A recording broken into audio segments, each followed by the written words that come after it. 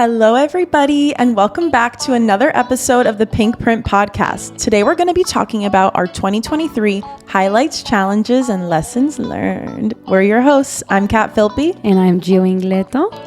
And this is the last episode that's going to come out this year. Crazy. I know. Isn't it? Mm-hmm. How far we've come. And it's going to be like less than 2 months. Yeah. No, it's gonna actually less than 3? No, wait, what? It's going to be 2.5 Wait, months. No, it's going to be 2.5 months that we've been doing this. Yeah. By the time this episode's released, which is right around. Our B-Day is the 13th. Yes. I mean, it was October 13th. It's October 13th. But so every 13th, it's a new month added. Yes. So we're starting off on a great positive note, going over the highlights of our year. Mm-hmm. And then we'll talk about the challenges and the lessons learned. Because those are as important. Yeah. But let's start with the fun stuff. So what was the biggest highlight of our year? I don't know the biggest, but what's the first thing that comes to mind for you? The first thing that comes to my mind is starting the podcast. Woohoo! That was definitely the highlight of the year. I definitely just broke someone's eardrum. Literally. Yeah, literally. I hate when I listen to a podcast and people are screaming. But anyway, now it's us. So I would say starting the podcast, but also moving back home and starting my new job in real estate, which it feels like this has been my job forever, but it really hasn't.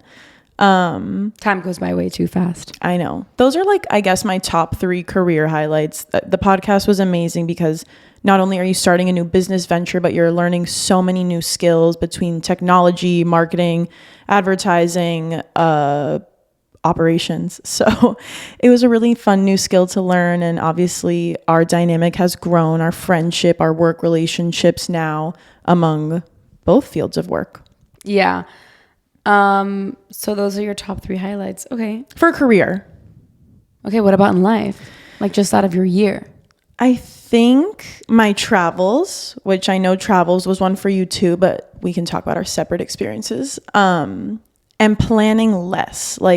I think, also overall learning more about myself, which is where the planning less comes from. Because even my most favorite trips this year have been off a whim. We went to New York in June, which was so fun. Just kind of like a wellnessy work trip, but we were just walking every morning, going to the best highlights bakery. are unexpected, spontaneous. It's true. And even when we went to Aspen for work, we planned that 5 days before we left. And it was so much fun just being able to reconnect in nature and beautiful weather, meet new people, network, and the best city ever. Yeah. So traveling was definitely one. I feel like we met a lot of people while we were traveling, which we do. I think we met so many people every single day, especially on this trip to Aspen. We were connecting with everyone, but in such a natural way. And it was it was just really fun. Yeah. And everyone was just so nice. I feel like sometimes when we're in Miami, not everyone is as open to actually talking and getting to know someone. Remember when we were at the park in Aspen, we were just sitting in the Adirondack chairs for 4 or 3 hours before dinner. And we were talking to those 3 guys from one of them was from London, and they were from all over the place. Yeah. But we were just sitting there talking to them, and it was just so nice and friendly, and connecting with people is always great. Yeah. I would say that my highlights this year, there's a few. One of the big ones is obviously starting the podcast because it's been so fun. And I don't know, it's just been really fulfilling for both of us. It's our passion project, and it's just really exciting. And it's our little baby. And every single week we put so much work and hours into it besides what we already do. But it's just been so exciting. And it's something that we talked about for not a while before, but we spoke about it a few months. It wasn't a big plan. It wasn't a big plan, but it was we had spoken about it, touched upon it a few months before, and then we actually did it. Yeah. And I was even talking to Kat the other day, and I was like, oh my God, everybody talks about starting a podcast, but all the things that we've learned, this is also, it's been not a huge challenge, but there's definitely a learning curve too to what we've done. Yeah. And there's definitely some lessons learned with our podcast too. But it's it's not as easy, as it looks. And to put it all together, I'm I can't believe we actually did it. And we put it together, and now we've just remained consistent, and now it's flowing. Right. But we did it. We'll dive into the challenges after, but yeah. So that was one of the highlights for me. Another one is the traveling for me, because I think the traveling is just when I get to spend time with my family or with you when you go on the trips. Like, it's just a great time to really connect with whoever you're with on the trip. Yeah. Like, I don't know, I had beautiful trips with my family this year. We went to Europe, then you and I went to Aspen. My siblings and I and my mom, we went to Hawaii earlier. So I'm just so grateful that I get to do all these things. And that's really, really when we get to connect. Because I feel like when we're here, we like have all of our separate lives. I don't live at home. You know, my siblings go back and forth with their dad. So it's just like for us all to get together. Wow, I can't even imagine when we're like adults, because they're still teenagers and when they have jobs and like actually real different schedules. Yeah. But it's just really the moment that like we're all not forced to be together. We all want to be there, but it's just like we all have to be together. So they're really just amazing, and I'm so grateful that I could get to do that.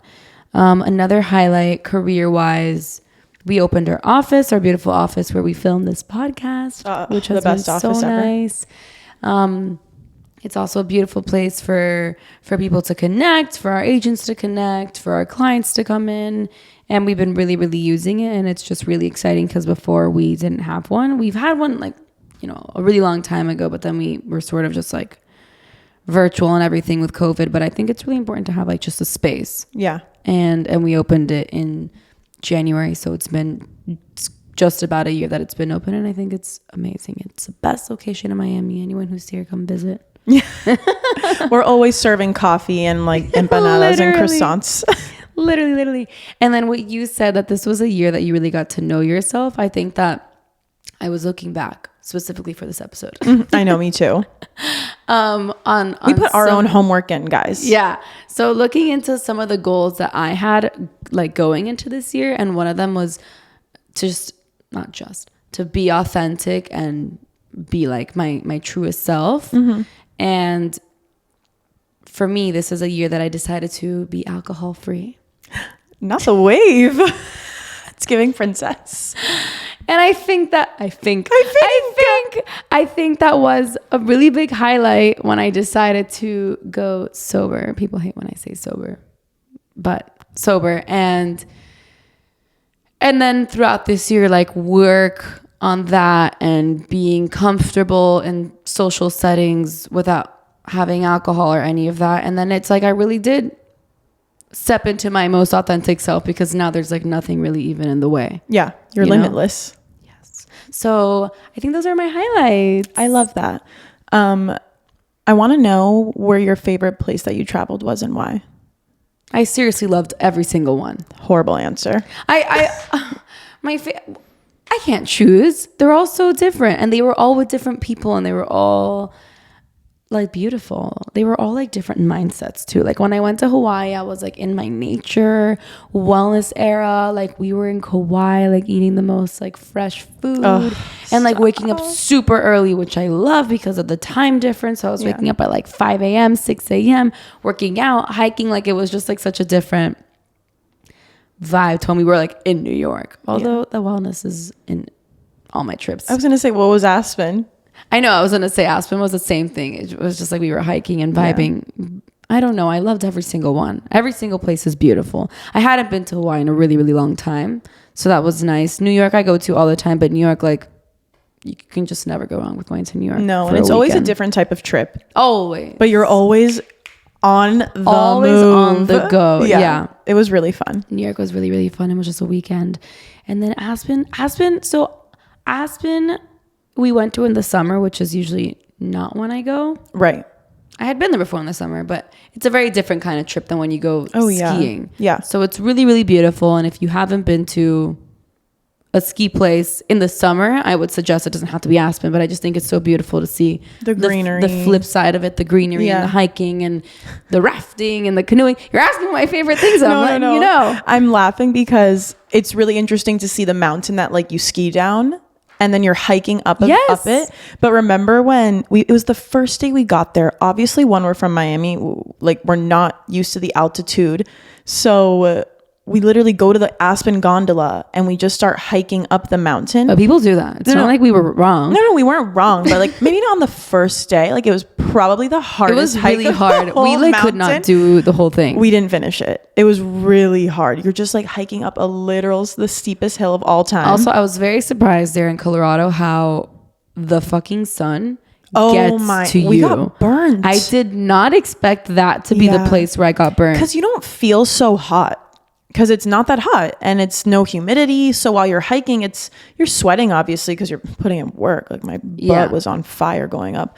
But at the end of the day, like you're not feeling like the sun like you feel in Miami. You're always sweating. Even in the UVs at 2, you're like sweating. Yeah, but I like that we get a little tan. I was just a little surprised. Yeah, you got scorched. I did. Yeah. I got a little burn. It's cute. It's rosy. But now we're on the sunscreen wave. It only took 25 years. Which is honestly really annoying because I love to get tan and same. I love the rosy cheeks. Like that, yeah. But those days are gone. By the way, my esthetician told me that at 25 you lose collagen. I was like, I got less than 2 months. Lesson to us to not compare ourselves. Because this is the best lesson ever. And it's so I'm out here like thinking out like fuck, like Kathy said that college, and I'm like, wait a second, I literally have 6 more months to go. Like I have nothing. No, but it's just like I'm already freaking out, and it's just like, wait, like I haven't even turned 25 yet. I know. Well, with the skin, this was a big lesson learned that we learned this week, literally. Yeah. Because her and we've been on a glass skin mission, and how do we look? Yeah, how are we doing? So we've been on this glass skin mission. We're both like constantly texting each other, like, Lauren Bostic's esthetician said this, like Skin Better Science, Skin Suticals, la la la la la. It's all so confusing. And someone can just tell us what we need. It's so confusing. And first of all, we're literally that woman is 37 years old. Why would I need the same things I just thought about that last night. I literally was like, wait, she's actually like almost 15 years older than me. Yeah. What she needs is obviously very different to what she my had kids, youthful like, skin needs. And I'm like, youthful.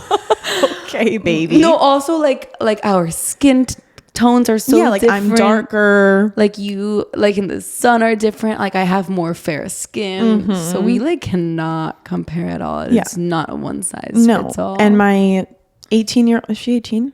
No. Turning 18 next month. She is, yeah. She like went to this esthetician and your her 18-year-old cousin. Yeah. You said my 18-year-old. I'd be definitely losing collagen if I had an 18-year-old. My 18-year-old cousin, my little Mimushki, she was having issues with her skin and her skin transformed. Like she looks insane. So I was like, oh my God, like what products are you using? Obviously, like that's what I was going to ask. And I start using her products. Like I'm having so much fun. They smell amazing. And then she's like, go see my esthetician.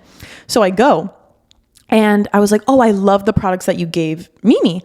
And she was like, you shouldn't be using those. And I was like, what? And I was like, but her skin looks amazing. And she's like, first of all, you're turning 25. You're losing collagen. And you have completely different skin than her. You have different acne than her. She's fair, you're tan, but all these things. Yeah, actually like dryness, oil. Couldn't be more different. Couldn't be more different. And she gave me a whole different skincare routine. So I know it's really hard. Everyone's going on TikTok and social media being like, this is how I cleared my skin. And I think they obviously don't have malintent, but we have no idea what their skin feels like or anything, so don't buy the products that they are promoting. Because Lesson learned, don't compare yourself. And we've wasted so much money buying products that don't work. So go see an esthetician. I just bought a new cleanser too, but it's fine. Yeah, you see, I bought a new cleanser and the esthetician's like, what are you using? Your skin is so clogged. I was like, okay. So anyway, don't compare. Well, sort of a tangent, but yeah, don't compare. Wait, my lesson learned of 2023. Yeah, go see an esthetician if you want to clear your skin. Literally. So, wait, one of my highlights has been incorporating reading into this year. Love. It was a New Year's goal from last year, and I definitely started, and I was on a roll in the beginning of 2023, and then of course, it happens. You fall off the roll and blah, blah, blah. Anyway, I got back on it. But what happened was I was reading books that I didn't like. Okay, so we've changed. However, I think that what helped me was instead of picking up my phone to scroll on social media, I pick up my book as soon as I get home from work. Wow. Wow. It's really been the best thing. Like, even if I'll go to grab for my phone, I'll be like, wait, and I put it down and I grab my book, and I've started to read so much more. Like, pick up a fucking book, you know? You're always going to have something to talk about with someone. You're more intelligent when you read. Facts. I feel so fucking smart when I read books. Exactly. And it's an easy thing to do. I also have a bigger vocabulary. Oh my God, yeah. I'm like, can you guys tell? I have the best vocab. Okay. Anyway, so reading has been a really good highlight for me this year. And I've been reading different types of things. I used to only read like self-improvement books, but I started reading some fun books. I started reading some memoirs, a lot of different things. Yeah.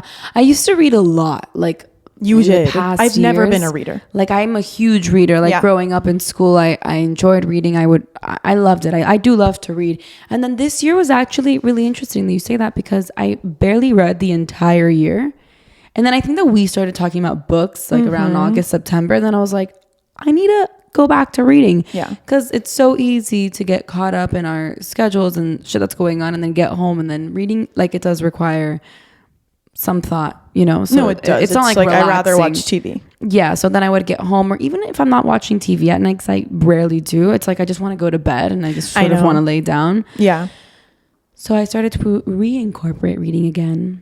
And I've read 5 books since then. So there we go. And also my hack. And I love it. It makes me feel so good. So yeah, I love your highlight. My hack for it also is, although I do love to watch football, but we can do it on a Sunday. Like, yesterday was Monday night and my boyfriend was watching football, and I was like, I'm just going to read while he watches football. Oh yeah, I do that all the time. Yeah, exactly. So that's a good hack. It's just I have to put the volume down. I know. So I can It's read. Like Carrie Underwood, like, wine and foam Sunday night. But even if I'm not reading, the volume's down. Turn it down. Okay, so those are the highlights. Love it. So much positive. I think that overall it was a really, really great year. No, it was. Well, I don't know, because some years are like really transformational, some are harder. Yeah, I'm not gonna lie, it wasn't a great year for me. Really? Okay, that's totally fine. Yeah, but I'm really happy with the transformation that I went through during the year. Well, yeah, it's gonna. Well, yeah. I'm like, yeah, the transformation, like maybe going through it is not so fun, but after, you're growing from it, and then looking back and be like, wow, you came out on the other side better. So that being said, tell me about your biggest challenges and lessons learned of 2023. Let's start with career. Let's narrow it down. We started with career highlights, so we might as well start with career, like, lessons and shit. So career lessons. So since one of my goals and highlights, right, was really to like be authentic and like step into myself, I do feel that in my career, finally, I feel like I know what I'm doing. That's amazing. 4 to 5 years later. I was going to say, tell them how long you've been doing real estate. Yeah, I started in 2019, and then 2020 was an interesting year because of COVID. Explosive. So, 2021, 22, this whole year, 23. So it's been like almost 5 years. I think in January, February, it's going to be officially 5 years that I've been doing this. Insane. And like 100 transactions later or whatever. Not actually, but practice really helps. And I feel like finally I'm like, okay, I feel confident in my abilities after all of this practice. Having said that, one of the lessons still is to let go. I think that's like a general lesson in many aspects of my life, but applying it to work, it's like I had a specific deal, for example, that we were working on for a really, really long time to, first of all, get the listing. And then we finally got the listing. And then we had it on the market for 6 months. We had gotten offers, but they didn't go through. And it was a beautiful, beautiful property.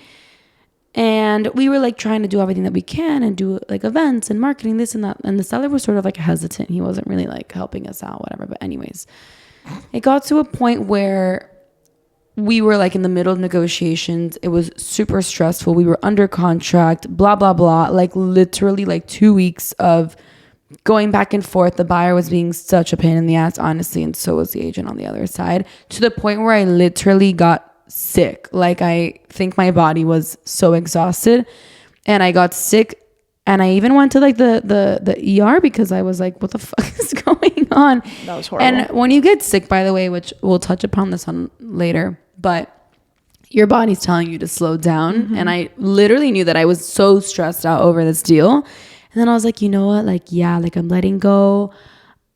Like if it's not meant to be, it's not meant to be. And the seller was like, we're taking it off the market. Cause he was also putting pressure on us. Like if we don't sell it by a certain time, like it's done. And then we were like, I was like, you know what, fuck it. Like I know that we did absolutely everything we could while we had the listing. I'm like getting sick over this. Like I have tried to bring you multiple offers. It's not working. Whatever. We have to step back and let go. And I think I genuinely like let go to the point where when it was off the market, an agent called me. He's like, I know it's not on the market, but can I show it? And I was like, fuck yeah, let's go. We showed it. We got it. It was the highest offer that we got, like money wise. And it was the cutest little buyer, the best agent on the other side. We closed it within a few weeks.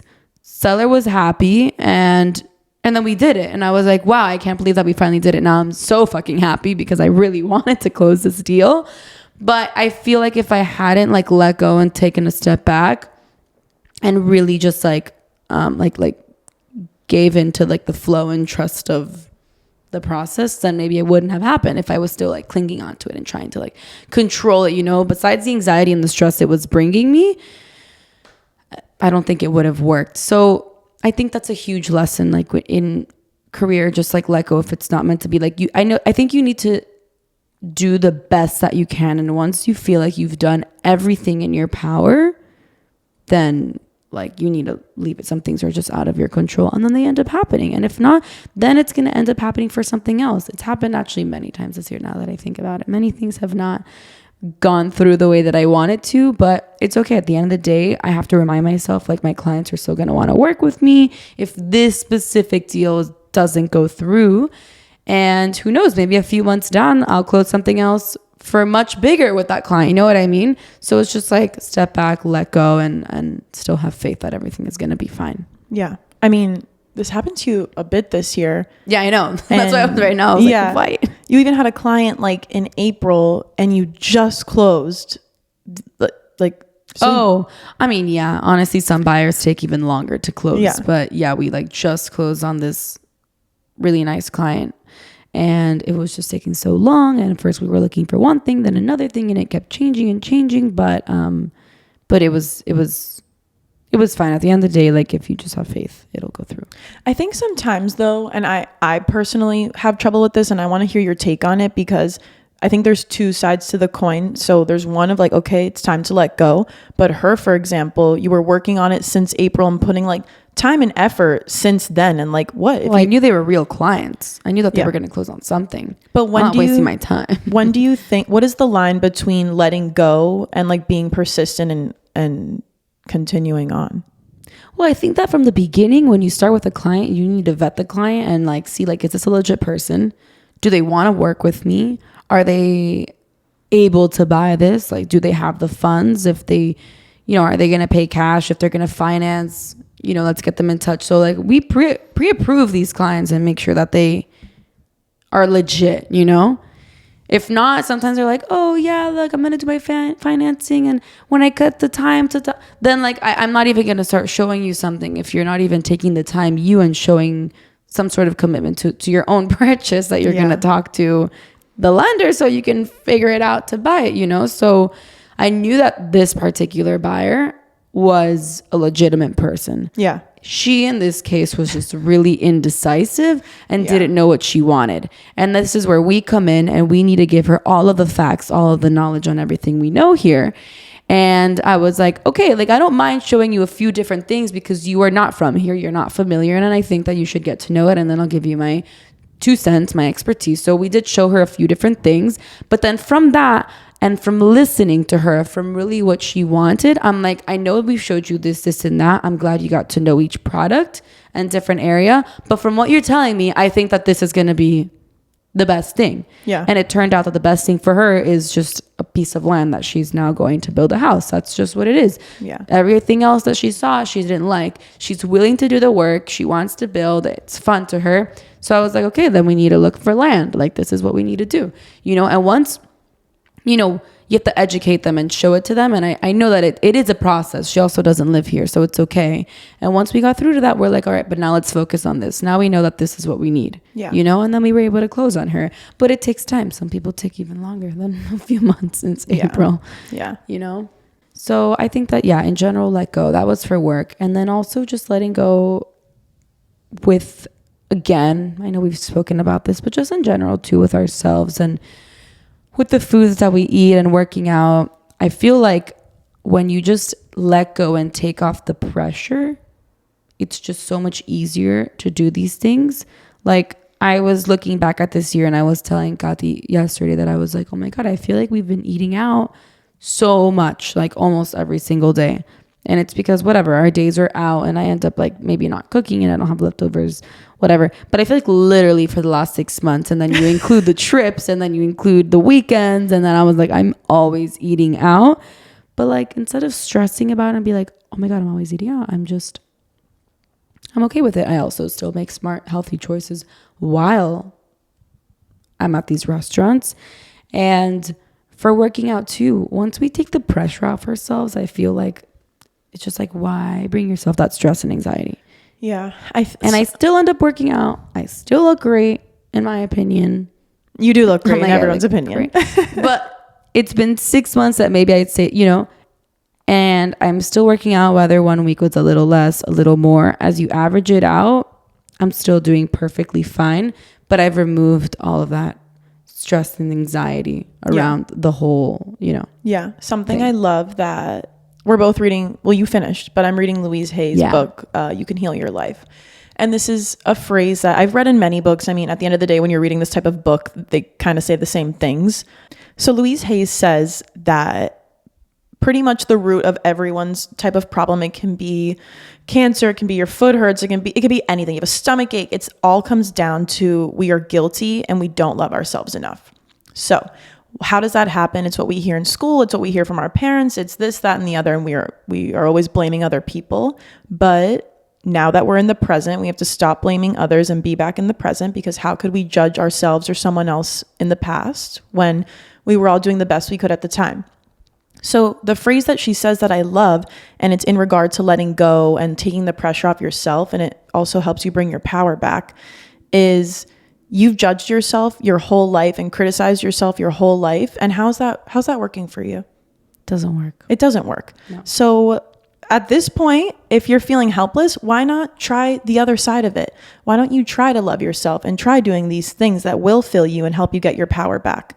So in conclusion, I think that if you have been feeling like you're judging yourself or feeling guilty, or you know that there's a lack of self-love there, try to stop criticizing yourself and just be more intuitive in all aspects of your life, with food, with working out.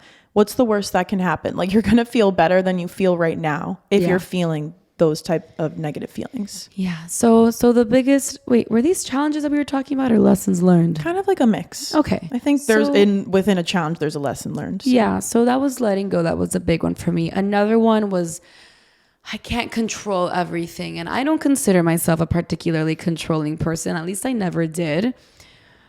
But maybe I am. I don't know. I think that, and I'll tell you. So the things that I feel like I want to control sometimes that I can't are, like we spoke about last episode, which is the whole boyfriend situation and the home situation. And it's been a huge lesson for me to just like let go of, I can't control what this person is doing, when they're doing the dishes, how they're making the bed. I know they're really, really small things, but they're little triggers that trigger me.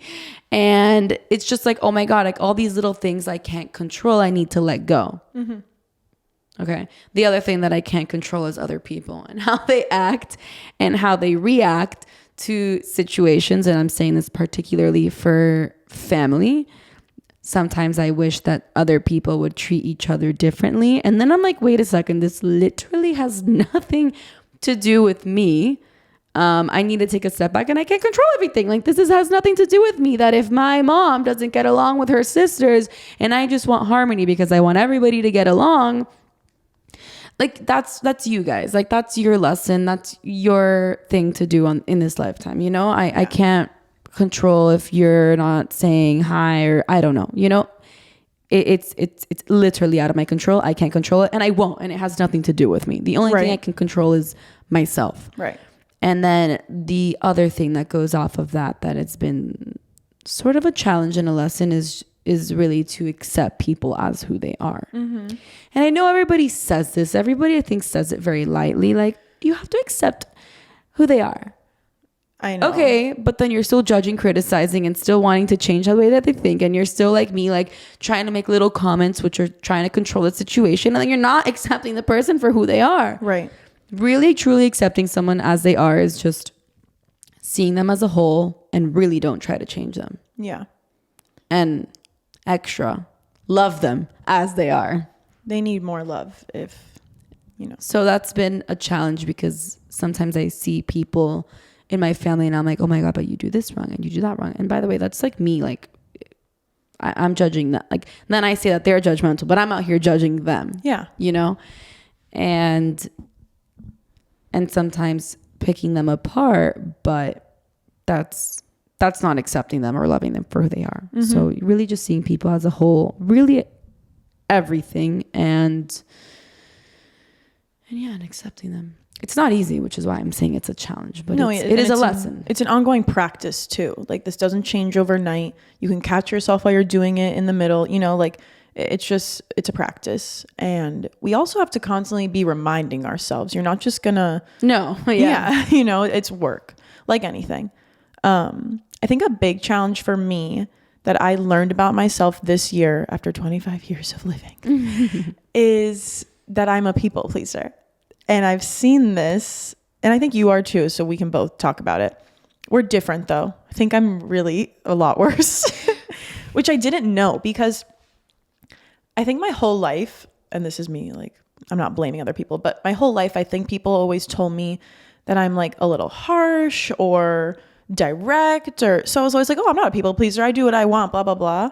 And then I have once, I talked to an aura healer and we went through a whole thing. So that's how it came to my attention. And once we spoke about it, I noticed it every single day of my life, with my family, with my friends, with work. Like, it's just crazy how you don't notice something. And then once you know it about yourself, and it's something that was really deteriorating my mental health, by the way, which is why she brought it to my attention, because I wasn't living in joy. You also weren't living for you. No. You were living for others, or to please others, to make sure that they're okay. Yeah. Like, it's to the point where if I feel like somebody is upset or sad or something, it gives me like anxiety, like a stomach ache. And that's not normal, everybody. So if you're on the same boat or feel the same way, that's not normal, and you really need to work on yourself. And of course, that's not coming from a judgmental place. I'm working on myself for the same reason, which is why I want to help you guys if you are feeling that way. I used to be like that. Yeah. I mean, even this literally happened yesterday at work, where somebody was asking me for something and it wasn't the time to send it yet. And she's asking me someone else on her team. She was harassing you. Yeah. She was harassing to get something at whatever, a document. And she was like grilling you. Yeah. And so then someone else 3 other people on her team were emailing, calling, just being really aggressive. And I was getting so much anxiety. And I was like, I just want to send it, whatever. And Gio's like, don't send it, because she is harassing you. Like, she's like, let her have anxiety and be over there with her anxiety. You don't have anxiety and you don't need to do this. And then I send it. And then I asked her for something in return. Not in return. I asked her for something that she had to do as well. And I was like, make sure it's done end of day. And then she was like, it doesn't have to be done end of day. And I didn't have to send her what I had to send her that day either. So it's a perfect example of like, okay, I was just trying to people please you because your anxiety was giving me anxiety. And then it blew up in my face anyway. So, and then it happened again. I mean, I'm practicing, guys. Okay. She's like, it happened again. It happened again this morning. It happened again this morning, where I text my dad and my brother asking them to get dinner because I haven't seen them in a while. I'm like, yes, of course I want to see them. But yes, of course, after I leave work, I want to go to bed. So, because they live really far from me, it's a whole thing to see them. But I was like, you know what? I know my dad has been wanting to hang out, so let me just ask if they want to have dinner. And then me and my brother get into like a little argument. And I was like, you know what? Why am I asking them? Like, I was doing this to please them. And again, it's blowing up in my face. So I'm still really working on it, as you can tell. But the point is, a challenge and lesson learned this year is to stop people pleasing. And it's an ongoing process and it doesn't change overnight, as I've learned, but I am slowly getting better at it. And, you know, sometimes things come with that too. I'm like, oh my God, am I going to lose friends? Am I going to lose family that loves me? Maybe I do, but at least I'm living for me. Maybe don't even also see it like you're going to lose them, but they're definitely going to start respecting you and your boundaries. Right. I'm like, wow. No, but no, I know. You know, it's like you're not going to lose their love. At least you shouldn't, because family, I say should love you unconditionally. We don't like the word should. I know, I don't like the word should, but that's unconditional love, right? You know, but maybe they'll be like, okay, I'm going to start respecting her time, or she's not going to do this just because she's going to please me. She's not. Yeah, and I also just think that if maybe you do lose some love for others, but you're growing more love for yourself in the process, which really ultimately is the most important thing. That's the most important thing, because if you're living all this time for other people, and people, this is a thing, those people are just there because you're giving them what they want all the time. Exactly. Because okay, let me use like a friend, for example. I have nobody in mind, so no one come at me, okay? I'm just using an example, but a friend that you're always going out of your way for, and always doing like, oh, I'll pick this up for you on my way when I see you. And like, oh my God, you know what? Let's hang out. I know we haven't seen each other, but she doesn't want to come to your house. So you're going to go all the way 40 minutes away to go to her house. Or you're always going to go to the restaurants close to her house. Like, you're always sort of doing it to sort of please for the relationship, but you think that it's okay because at the end of the day, you're still seeing each other and enjoying time together. But you're really doing all these things to people pleasing, going out of your way for them. And then this person is honestly, I think, just a taker. Sometimes they are. You're pleasing. Mm-hmm. And you think that you're doing it for the relationship, but they're just taking. And the minute that you say, well, why don't you come to my house? Or why don't you come here? They're going to be like, oh, I can't. And then if you're like, okay, well, I'm not always going to go to you, and then you stop going all the way because it's just out of your fucking way, then they're going to be like, wow, like you never try anymore. So it's never fucking good enough. Right. You know, it's never good enough. And then go off. That person is just being a taker. No, and then the one who feels depleted is you, because you're like, I, all this time, all these months went out of my way to, I'm thinking like whatever, here in Miami, like imagine a friend lives in, I don't know, fucking Sunny Isles and we're in the Gables. You know what I mean? Like there's traffic. So it's like you're always going out of your way. Guys, I'm completely coming up with a scenario, but it's just maybe based on past experiences. I don't know. But yes, you're going out of your way for this person. And then the moment that you're like, no, I don't want to do this anymore. Can you come here? Then they're like, oh no, I can't. Oh my God. Wow. Like how you've changed. Like, oh my God, you don't want to see me anymore. And then it's just like, at the end of the day, then maybe that relationship dissolves. But this person was just taking from you because you kept giving it to them. Exactly. And going off of that, I don't live in this victim mentality, but so a lot of people can say like, why do I attract this type of friend? Why do I always attract this type of boyfriend, this type of friend, this type of whatever? You're not learning your fucking lesson. Exactly. And the universe is always dropping the lesson in front of you. So it's true. Like you can always say, oh, I'm attracting X, Y, Z. Yeah, you are, because you're acting in that. You're acting in that energy and you're feeding into it. You're allowing it. Mm-hmm. The same with work. I know, because I used to be the same thing, people pleasing. People call you and they want an answer. And a lot of these people that we work with are generally the good agents, are older, obviously very experienced. They look at us, they see that we're young, they see that maybe they can like do like, you know, like get their way, because maybe we don't know, but we do know. Fucking know. And then they start to call you a lot. And I know, because then you're like, oh, I just want to answer. Like, I just want to like give a response.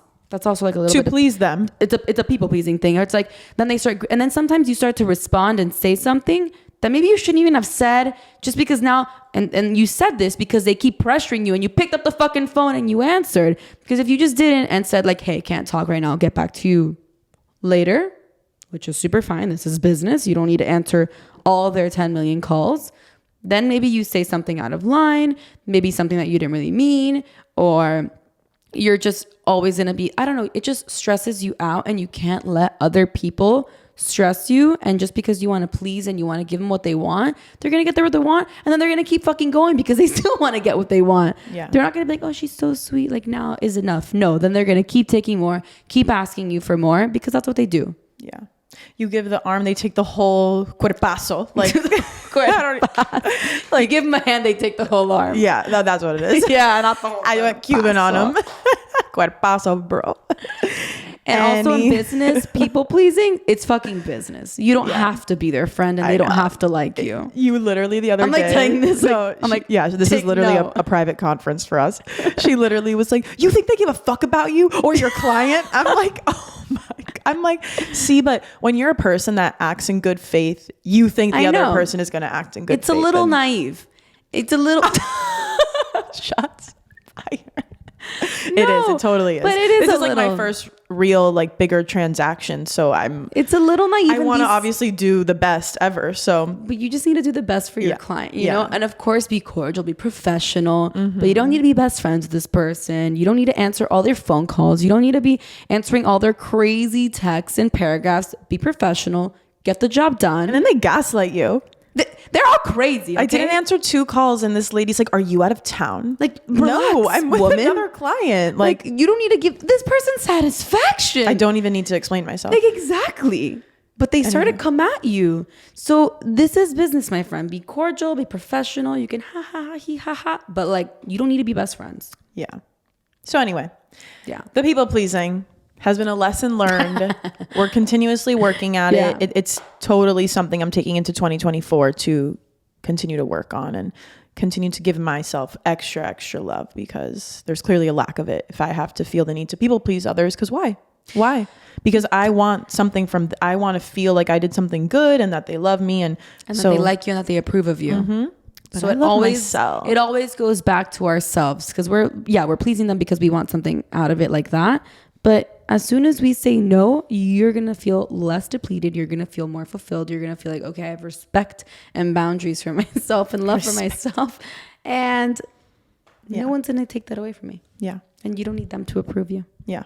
So I think my last few challenges and lessons learned also really quickly are to plan less, because I was constantly planning things and it was always again for other people. And I felt so depleted and unhappy. So now I make less plans and I go with the flow. And when I want to do something that day, I do it. And it's been amazing. And it's the power of spontaneity. It's just taken a lot of stress off me. Like, I can't be planning anymore. But you would plan a lot. Like, she would plan dinner every single night, and then a lunch, and then a workout, and then a this. And it's like, I need to see this, and that person, my dad, my brother, my aunt, you, and then this. My dog. No. And then it's just like, it was a lot. Like, it was psychotic. Yeah. So we're off the psychotics, the narcotics. I'm kidding. So plan less. And then I think the people pleasing and the self-love goes together. It was a challenge I've been facing this year. I'm still working at it. I wanted to talk about the content we consume, which also goes back to, bringing back our own power, because I'll say my personal anecdote. Back in June, July, basically since last January, I hadn't been feeling like myself. I'm starting to now like feel great and back in my own body. Like, I think I was just like out of mind, out of body, in fight or flight. And in June and July, I was like repeating old patterns of just like, I had gained a lot of weight. There was for a lot of reasons. Like, I think my body was holding on to a lot of trauma and it was upset, and that's what happened. And then also I was like on a different birth control. There was so many things going on. I think my body was freaking out. And so then in June, I was like, oh my God, like I hate how I look. Like, then all the self-hate comes in, right? Because you're looking at yourself and you don't like what you see. So then everything just starts going wrong at once, which is such a horrible spiral. And if you're going through that or have been through that, I'm here for you and you're going to get through it.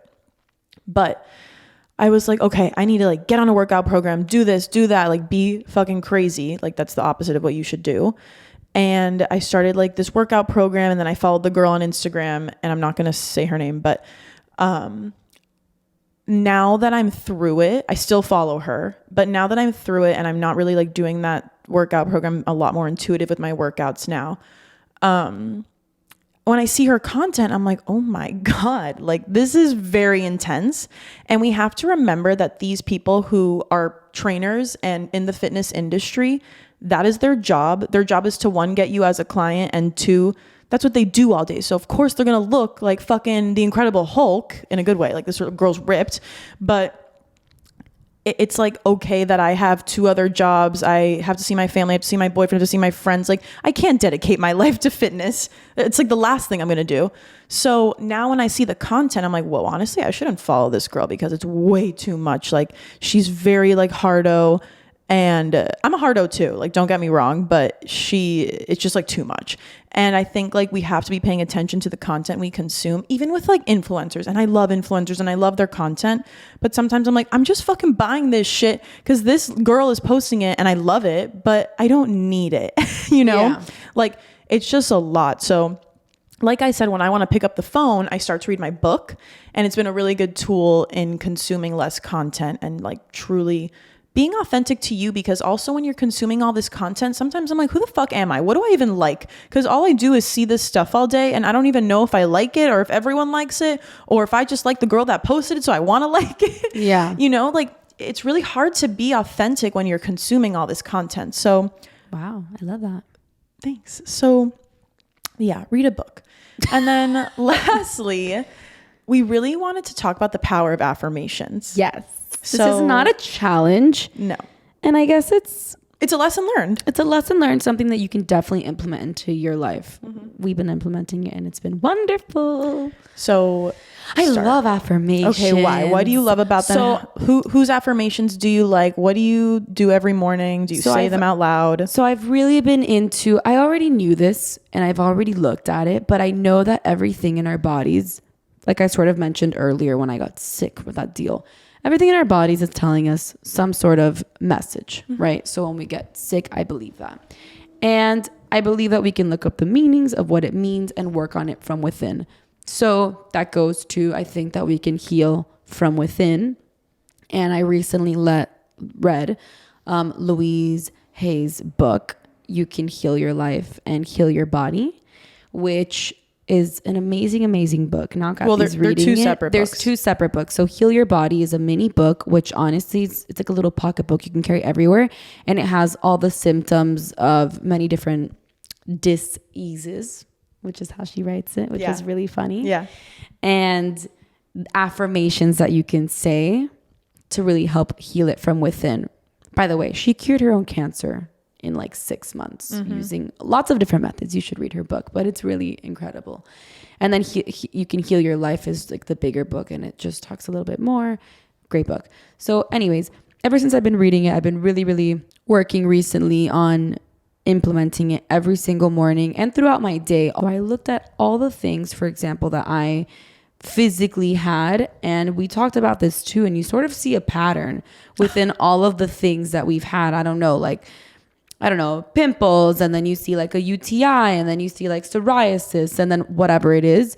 And you see that the root of it, a lot of it is self-love problems. If you didn't know, it's a huge thing, whatever, that we're working on. And then it's just like you have the affirmations and you can just keep telling yourself them. So I spend like 15, 20 minutes every single morning saying my affirmations, and I say them in front of the mirror, staring at myself, which a lot of people can't do. So I know we've done this in the homeworks before, but really, really take the time to do these affirmations. And even if you're just telling yourself, I love you in front of the mirror, it's really important that you are able to look at yourself. Lots of people can't even do it. I know. They can't stand looking at themselves in the mirror. Yeah. So I stare in front of the mirror and I say the affirmations like a few times. I'll repeat it maybe 2 or 3 times and take some deep breaths between them.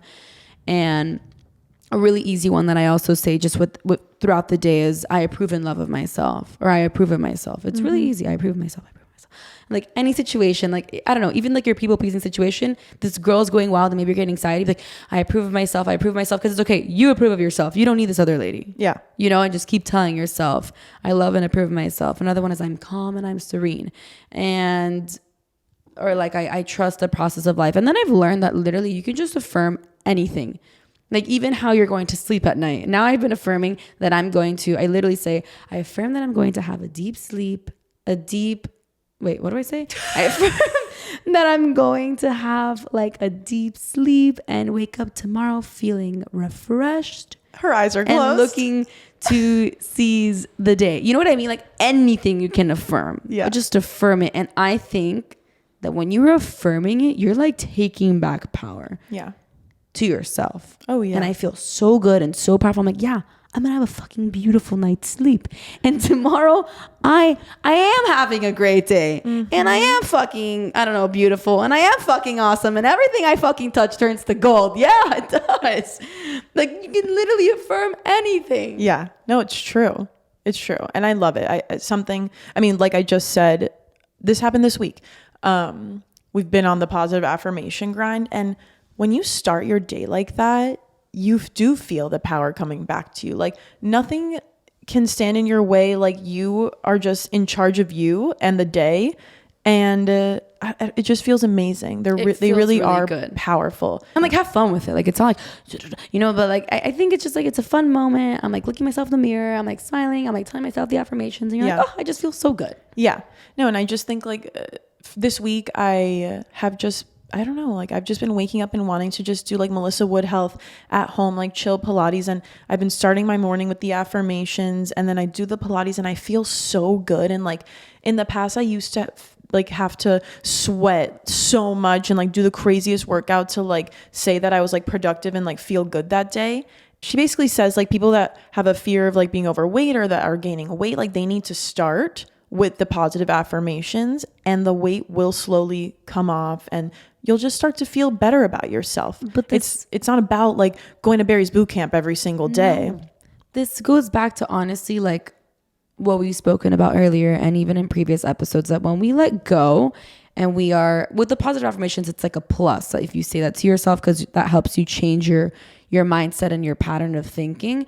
But it's like when you let go, it feels like you really do lose weight because you're not putting so much emphasis on it anymore. Yeah. I think that I lost weight because I wasn't caring so much if I was eating this or that, and I wasn't so negative and stressed about it or about my workouts. Really, when you let go and you like relax, I think I lost weight, and I was like, wow, I wasn't even planning on losing. I wasn't even trying to lose all this weight, but I did. So with the affirmations, I think it's like start within and start saying it to yourself, because you're going to start to believe it. And then that's how it goes. Yeah. It really starts from within and from your mind. Yeah. So that's our take on the power of affirmations. They're incredible. You should definitely pick up her book. And maybe we can share some of our favorite affirmations in a separate thing, because there's so many that you can say. Yeah. One that I say every morning is I love myself and approve myself exactly as I am. Yeah. Yeah, that's like one of her basic ones, but it's a good one. So yeah, I think that's a wrap. I know. Okay, so we have our homework. Let's see what our homework is. Okay, so our homework for you guys is, we're celebrating achievements, and we want you to list your proudest accomplishments from 2023, both big and small. They all count. And I think that's just really good, because you're taking a moment to really just acknowledge all of your successes. You're going to take time to really think about it and really just be proud of yourself. See how far you've come. Yeah. We criticize ourselves way too much. Yeah. And then give yourself a pat on the back. Yeah. The next one is really cute, and we are going to do it too today. And it's write a heartfelt letter and thank yourself for navigating the challenges and celebrating the victories. So talk about the gratitude you have for the experiences, the people, friends, family, lovers of 2023 in this letter.